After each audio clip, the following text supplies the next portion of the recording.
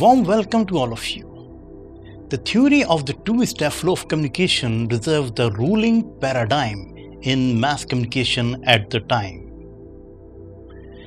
Near the end of the Second World War, Paul Lazarsfeld introduced two-step flow model of communication. He rejected the direct influence of the hypodermic needle or magic bullet theory. During the 1940 US presidential elections, a research was conducted over voters' decision-making process. In 1948, Paul Lazarsfeld, Berelson, and Hazel Gaudet book The People's Choice was published, in which they formulated the two-step flow model.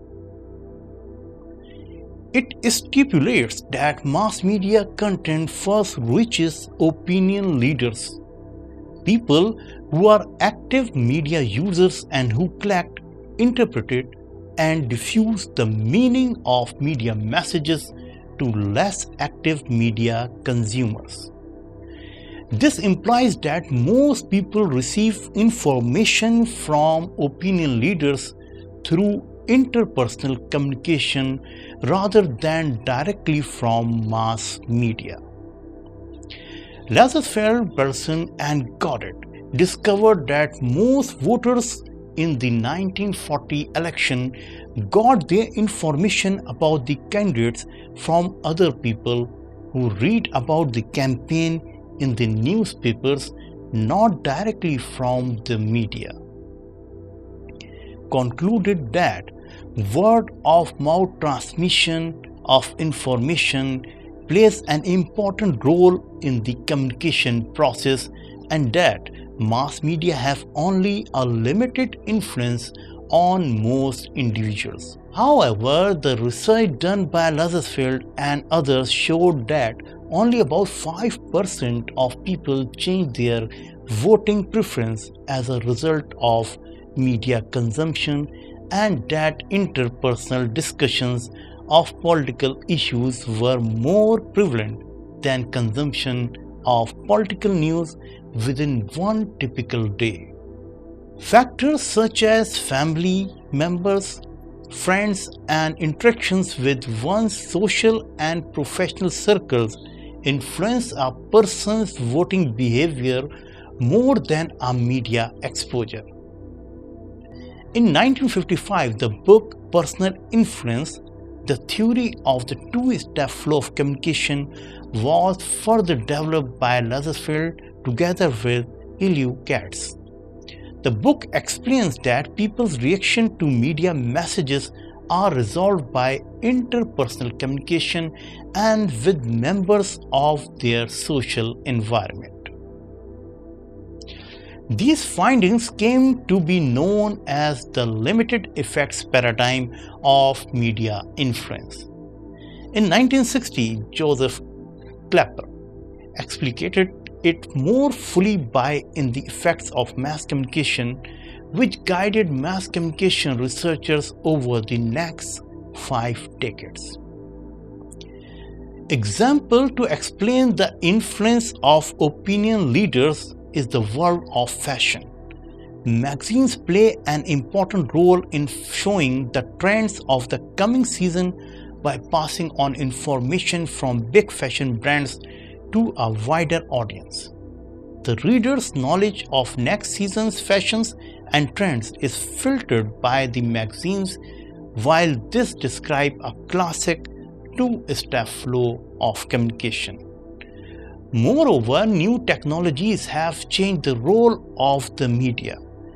Interlinking might also occur between different brands, magazines, and other bloggers, which make the process more complex and the flow of information more challenging to follow, especially to understand in terms of influence and power. A single user can be influenced by different sources or opinion leaders when following the trends of the season. The shaping of the user's opinion follows a more complex pattern and flow. The theory came under some criticism in the 1970s and the 1980s. Some researchers argued that the process of the two-step flow is an oversimplification and that the actual flow of information from mass media to media consumers has more than two steps.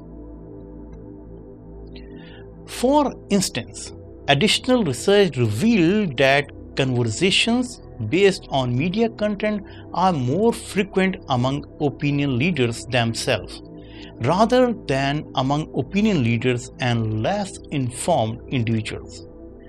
This creates the extra step of opinion sharing among equally informed individuals, compared with only a vertical flow of information from opinion leaders to followers. Another criticism is the fact that the two-step flow model was formulated during a time when television and the internet did not exist. Both original studies relied on people's responses to newspapers and radio broadcasts and concluded that interpersonal communication is more frequent than media consumption during an average day. Later studies of everyday behavior in the era of television dominance seem to indicate the opposite. It was also found that only a small percentage of people discuss information they have learned from mass media with their peers. National surveys regarding people's main sources of information also indicate that people rely much more on mass media than on personal information. That is all for today. For more lectures, keep watching our TV.